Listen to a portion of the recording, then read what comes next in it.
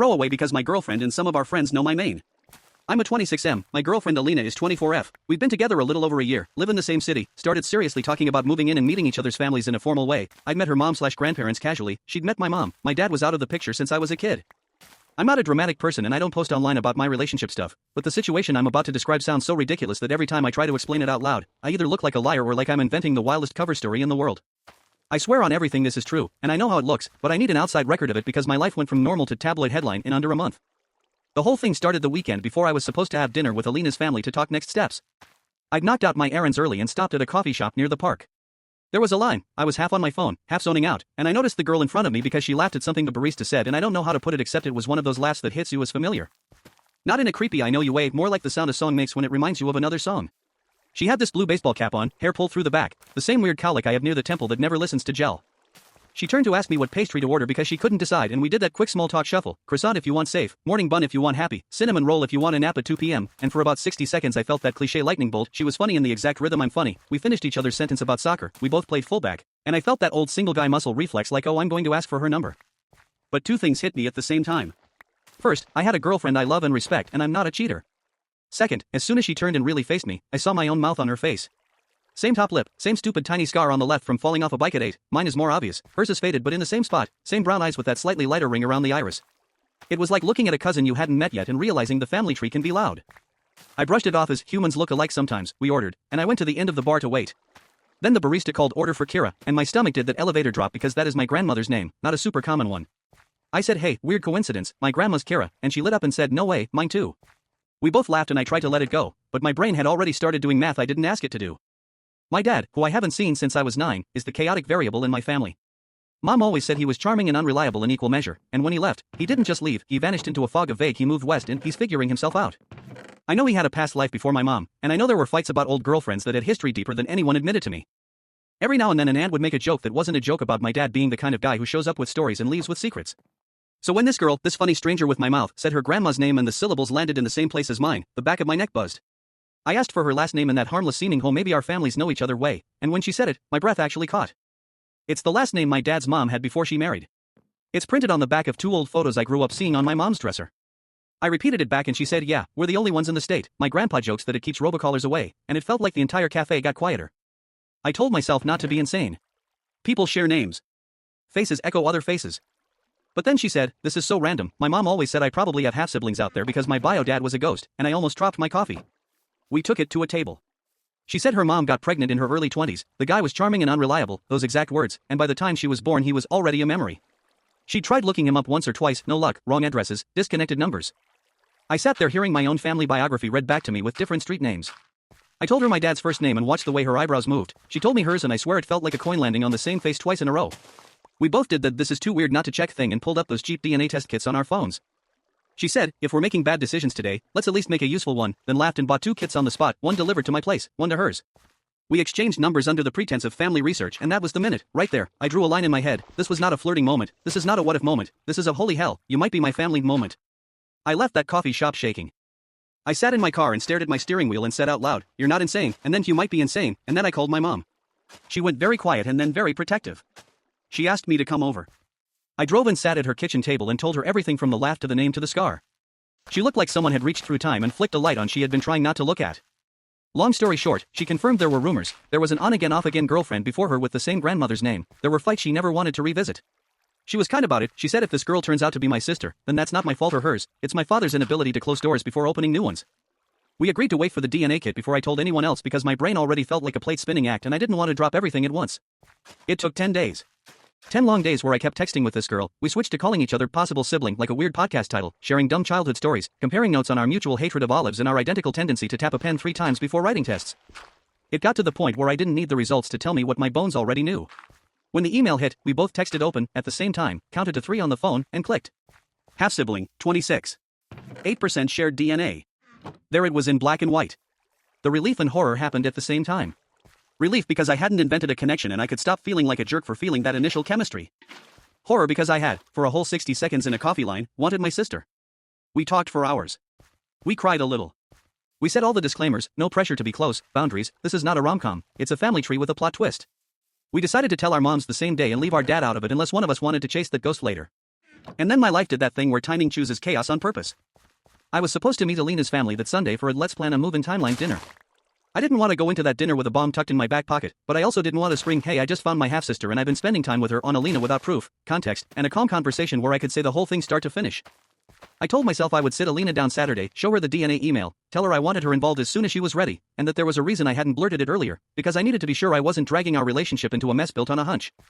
Saturday morning, my sister, I'm going to call her Nora, 25F, texted that her car wouldn't start and asked if I could meet her near her apartment to drop off a book of family photos my mom had dug out so Nora could see our grandma with the same name, the old house, the people she'd never met.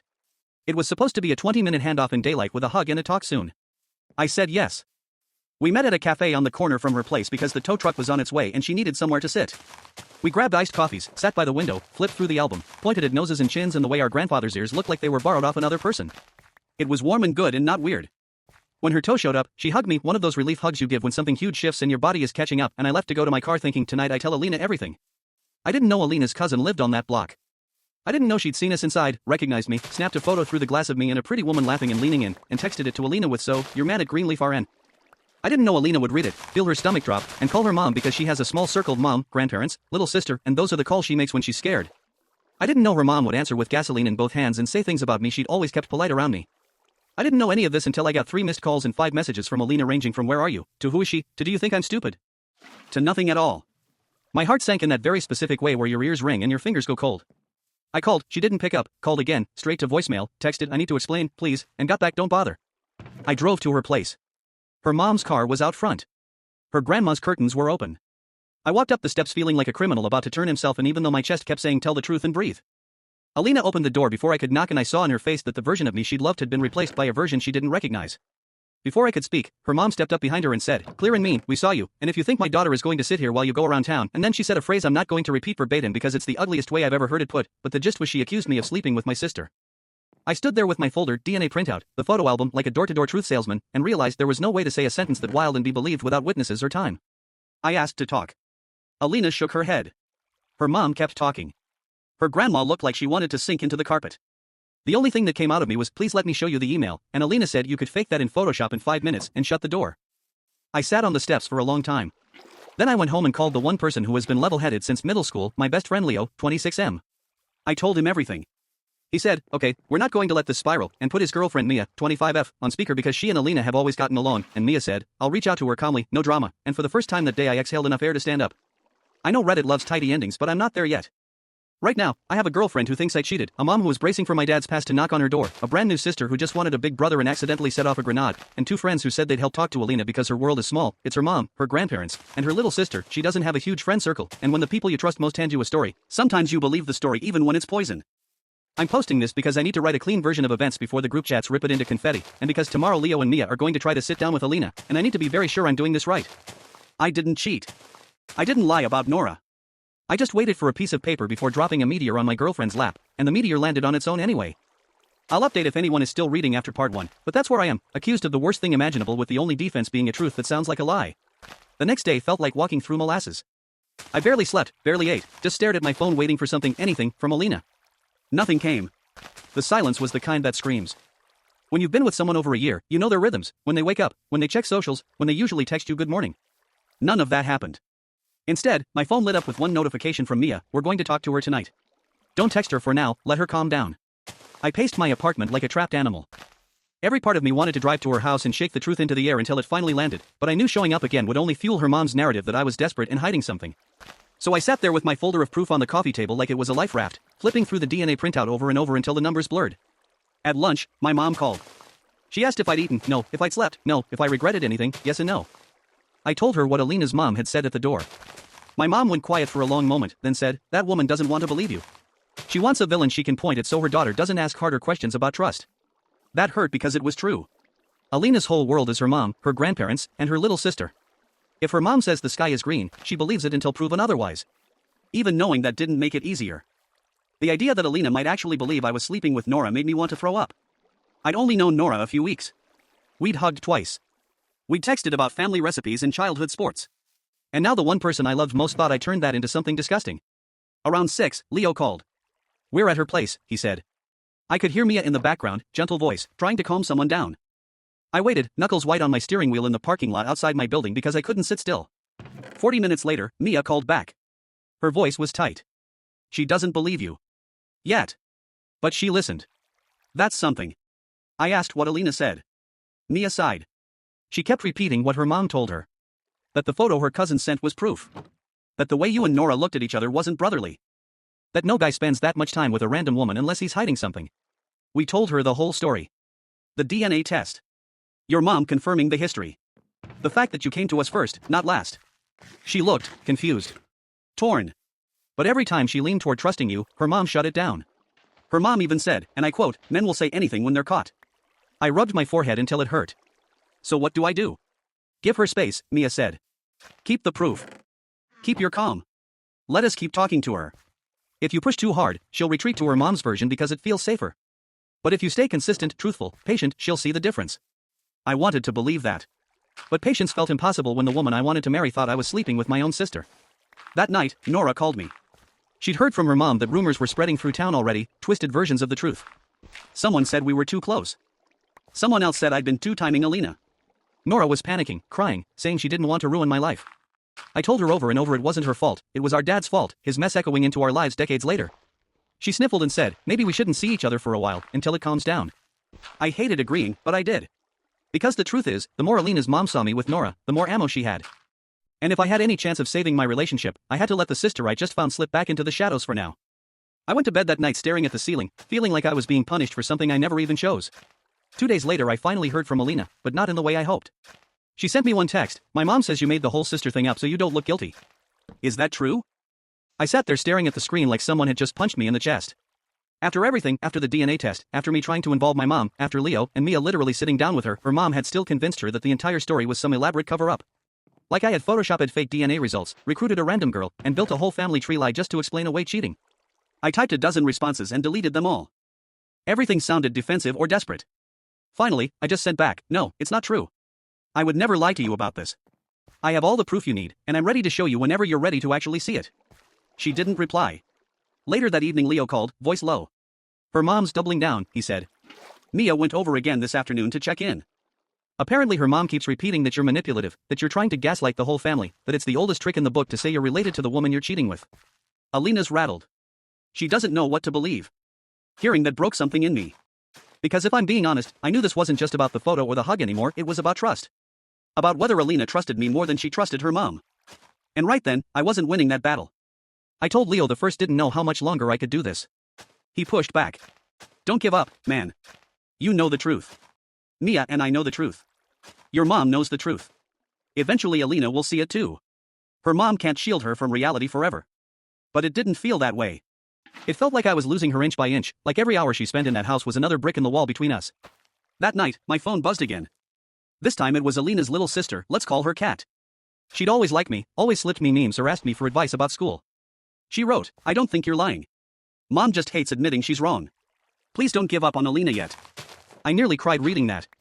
Because it meant at least someone in that house saw through the fog. The next day I sat with Leo and Mia at their apartment.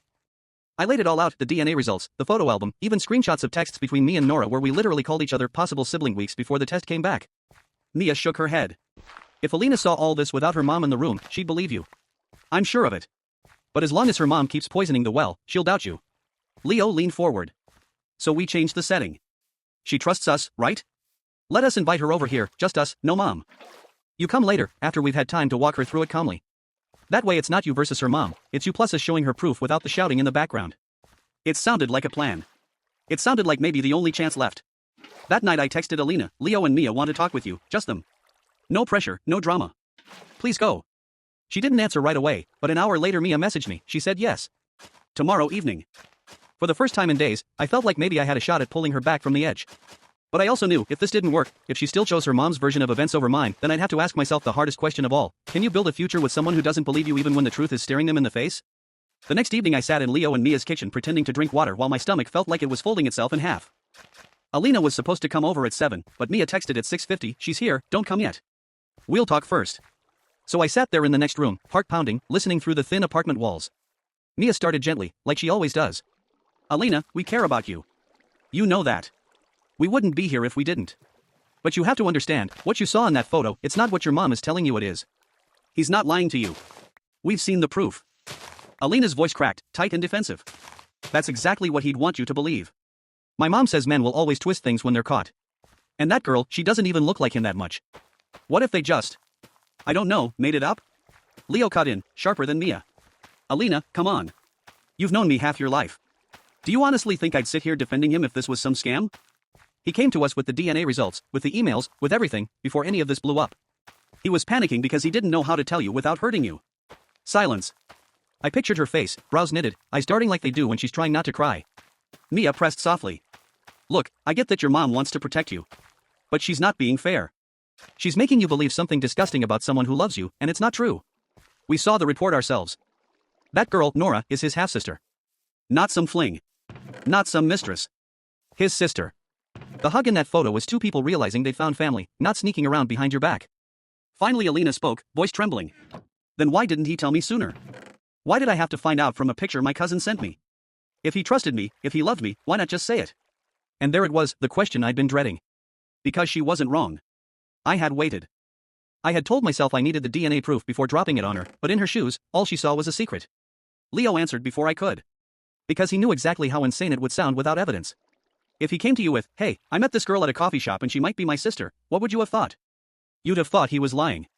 He waited because he wanted to protect you from this exact thing. Another pause. Then Alina whispered, almost to herself, but my mom. That was when Mia's tone shifted from soft to firm. Alina, your mom loves you. But she doesn't love him. And right now she's letting that dislike cloud everything. You have to ask yourself, do you want to build your life based on what she says, or based on what you know about him? Because the man we're talking about isn't perfect, but he's not a liar, and he sure as hell isn't what she's accusing him of. The silence stretched so long I thought my chest might crack open. Then Mia texted me, come in now. I walked into the living room and there she was, curled on the couch, eyes red, twisting her hands in her lap.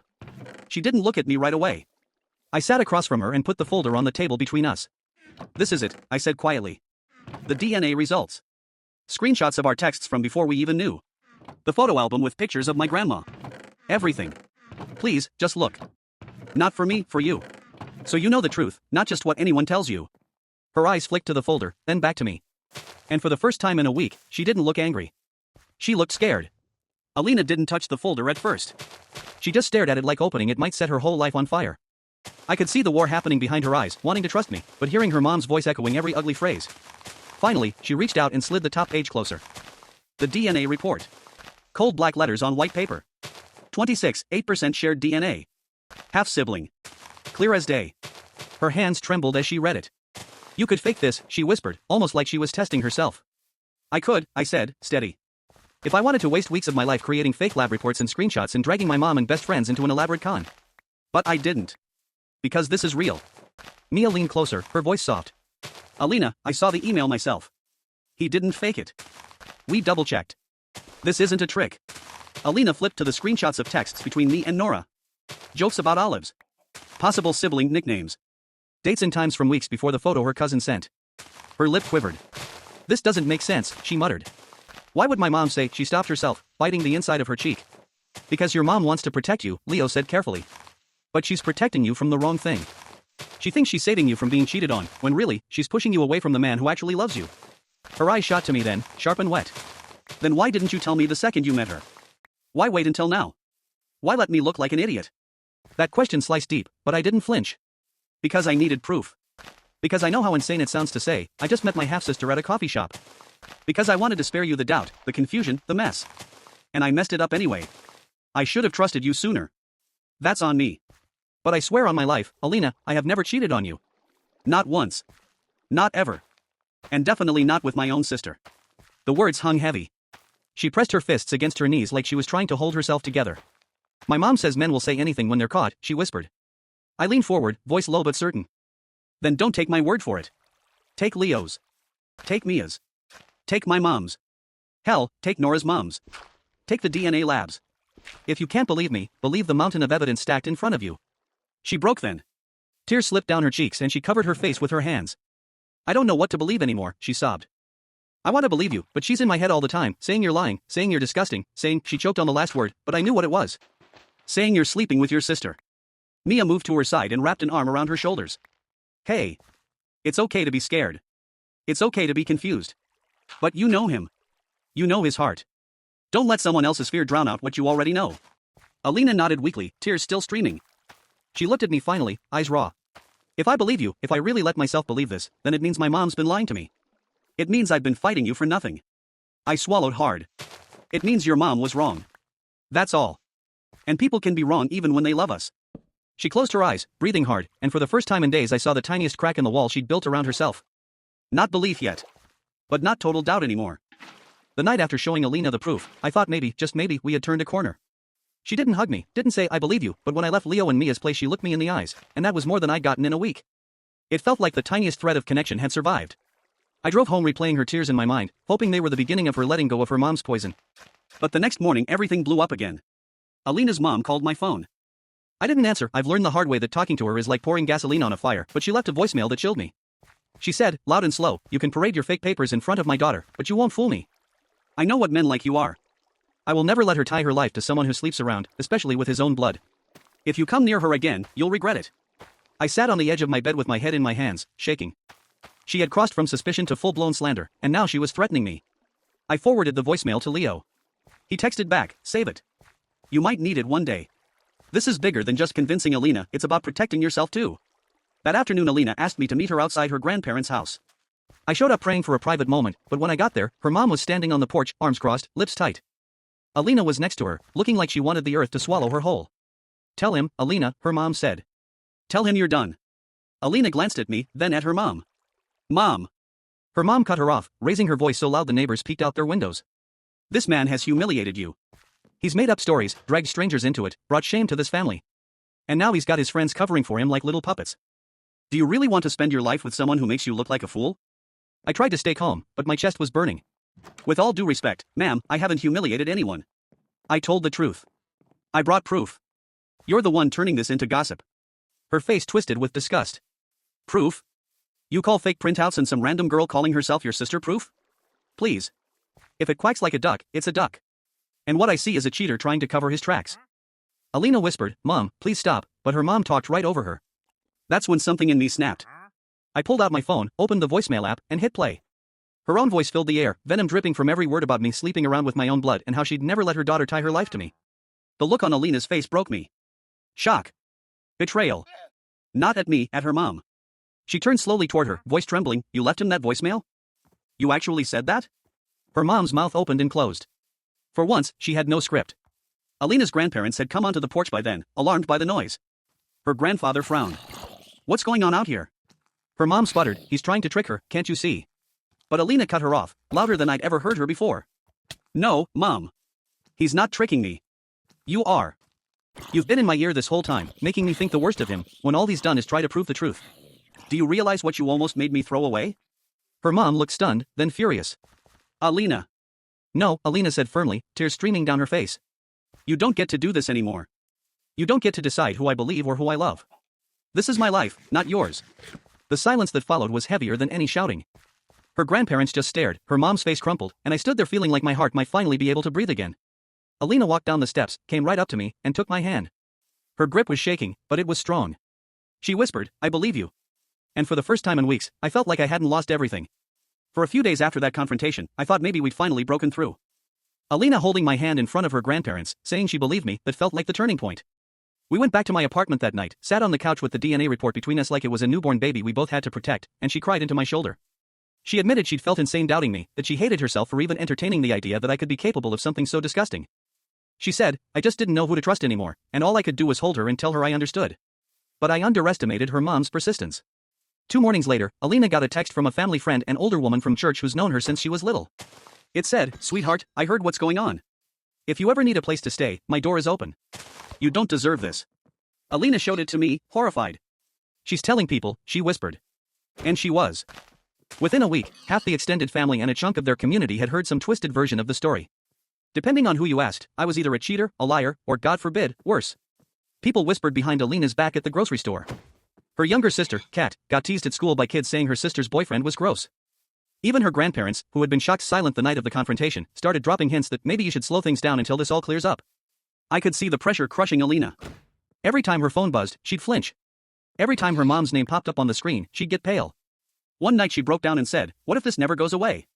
What if people always look at us and think the worst? What if my mom ruined us forever? I told her the only truth I knew, then we live our lives louder than their lies. We show them who we really are, not who she says we are. But even as I said it, I knew it wouldn't be that simple. Her mom was relentless. She posted cryptic Facebook statuses about wolves in sheep's clothing and daughters needing to listen to their mothers before it's too late. She called Alina daily, sometimes sobbing, sometimes raging, always circling back to, he's lying. He's ruining you. You'll regret it. Alina tried to push back, but the guilt was eating her alive.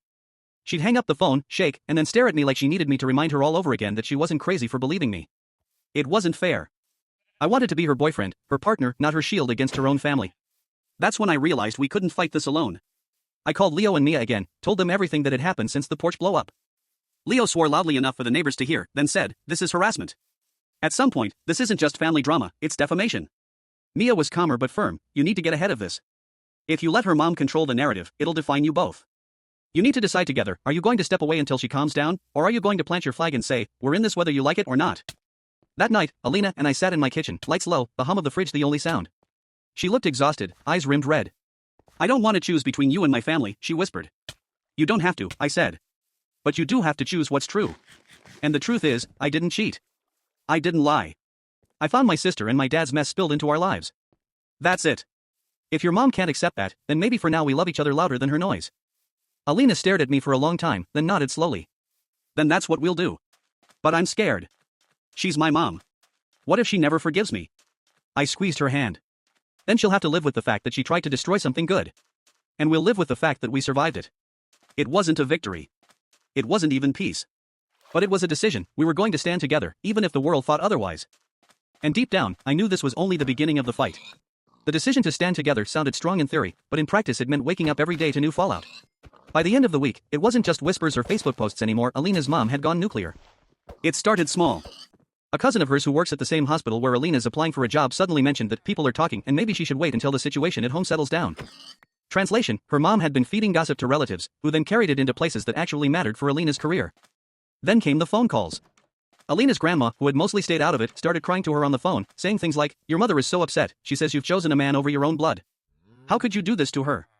Alina would hang up, curl into a ball on our bed, and whisper, "I can't take much more of this." And just when we thought it couldn't get worse, her mom showed up at my apartment. It was Saturday morning, Alina was in the shower, and I heard pounding on the door.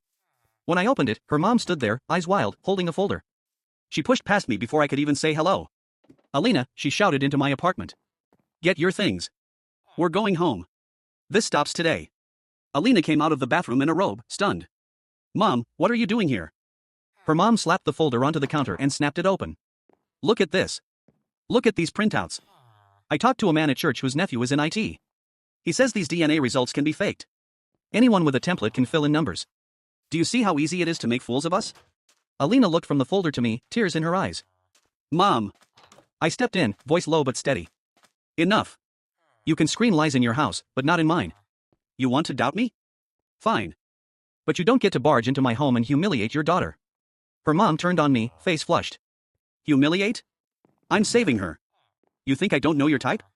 You think I didn't see how you looked at that girl? You can spin whatever story you want, but a mother knows." Alina's voice cracked as she shouted for the first time, "Mom, stop." The sound froze all of us. She grabbed the folder, slammed it shut, and threw it back onto the counter. "Do you hear yourself? Do you even hear what you're accusing him of? Do you realize how insane this is? He's not lying. He's not cheating. And he's definitely not," she broke off, shaking her head. "I can't believe you'd rather believe the ugliest thing than accept the truth." Her mom's face hardened. "So that's it? You pick him over me?" Alina's whole body was trembling, but she said it anyway, "I pick the truth over your lies. If you can't live with that, then maybe we need space." Her mom stared at her, stunned, then turned and stormed out, slamming the door so hard the frame rattled. The silence afterward felt like a bomb had gone off. Alina sank to the floor, sobbing. I knelt beside her, holding her as tightly as I could. She whispered over and over, "She's all I have. She's all I have." And I knew what she meant. Her dad wasn't around, her circle was tiny. If she lost her mom, she lost her whole foundation. Later that night, she asked the question I'd been afraid of, what if she never forgives me? What if she cuts me off completely? I told her the truth. Then we'll build a life where you don't need her permission to be happy. You have me. You have Kat. You have friends who believe in you. Family doesn't end with blood, it begins with people who don't weaponize love. She nodded through tears, but I could see the weight on her chest. Choosing me wasn't just choosing me. It was choosing a life where she might have to walk away from her mom's approval forever. And as much as I wanted to celebrate her standing up for us, I knew the real fight had only just begun. The week after her mom stormed out of my apartment was pure hell. For about 24 hours, things felt almost peaceful, like Alina and I had crossed some invisible line together. She texted me from work with little hearts again, we cooked dinner, we even laughed at a dumb sitcom rerun. But that calm was only the eye of the storm. By Monday morning, the calls started. Not to Alina, this time, to me. My work phone rang, and when I answered, it was her mom. I froze because she had no business having that number. Somehow she dug it up, maybe from Alina's paperwork or maybe from some family connection. Her voice was cold, sharp. You can keep playing house, but I know what you are. You're ruining my daughter. Everyone knows it now. Then she hung up before I could even respond. Later that day, Alina's younger sister Kat called me crying. Mom's yelling at me now, she said. She says I'm helping you lie. I'm only 15, I don't even know how to handle this. She told me not to talk to you anymore because you're disgusting. My heart broke hearing that. Kat was just a kid, caught in the crossfire. When I told Alina that night, she went pale. She dragged Kat into this? Oh my God. What is she doing? I could see the guilt tearing her apart. For years, Alina had been her family's rock, helping her mom with bills, babysitting Kat, running errands for her grandparents. Now the roles were reversed, and her mom was punishing her for stepping outside the script. That night, as we sat at the kitchen table, Alina whispered, I feel like if I stay with you, I lose her. But if I leave you, I lose myself. And that's when I finally said the words that had been circling in my head for weeks, then maybe it's time we make our own family. Move in together. Make it official. Stop letting her hold this over you. Alina looked terrified. If I move out, she'll see it as proof. She'll tell everyone I chose a man over my family. She'll make me the villain. Alina, I said, reaching for her hand, you've spent your whole life living for her approval. And where has it gotten you? To this, her spreading lies about you, about me, even about your little sister. You don't owe her your happiness. You owe yourself the chance to breathe without asking permission. She was quiet for a long time, twisting her hair like she always does when she's overthinking. Then she whispered, I want to. I want to move in. I just don't know if I'm strong enough to lose her. And that's when Leo and Mia came through again. They stopped by later in the week with takeout and sat us down like it was an intervention. Leo said, you two need to get out of her orbit. You can't heal if you're stuck in the middle of her storm. Mia added, we'll help. Boxes, a truck, whatever you need. But you can't keep living like this. Love isn't supposed to feel like survival. For the first time, I saw Alina's face soften. Like maybe she believed it was possible. Like maybe she wasn't alone in this anymore. That night, lying in bed, she whispered in the dark, okay. Let's do it. Let's move in together. Let's give ourselves a chance, even if she never forgives me. And I held her tighter than I ever had, knowing that choice was both the bravest and scariest thing she'd ever made. But even as we planned our new life, I knew her mom wasn't done. Women like her don't just let go, they fight until they feel they've won. The day we decided to move in together felt like drawing a line in the sand. We didn't announce it, didn't make a big scene, we just started boxing up Alina's things one Saturday morning while her mom was at work. Kat knew and hugged me tight when I carried the first box to the car. She whispered, take care of her. She needs you more than she'll ever admit. By the third trip, I saw a car pull into the driveway and my stomach dropped. Her mom. She slammed the door so hard it rattled, marched across the lawn, and blocked the trunk of my car with her body. Absolutely not, she spat. You're not stealing my daughter. Alina, trembling but standing straighter than I'd ever seen her, said, I'm not being stolen. I'm leaving. On my own. Because this is my choice. Her mom's face twisted, her voice rising so loud the neighbors stepped onto their porches. Your choice? Your choice is to throw away your family for some liar? For a cheater who pretends a mistress is his sister? You're a fool, Alina. A damn fool. The venom in her words cut through the air. Alina flinched but didn't back down. She walked closer, right into her mother's line of fire. No, Mom. I've been your puppet my whole life. You pulled the strings, you made the rules, you decided who was worthy and who wasn't. But I'm done. I know the truth. I know who he is. And I know what you've been doing to me. Her mom's eyes flashed, but before she could spit more poison, Alina dropped the hammer. I heard the voicemail you left him. I know you tried to ruin us. And I'm not letting you do it anymore. The silence was brutal. Her mom looked like someone had yanked the ground out from under her.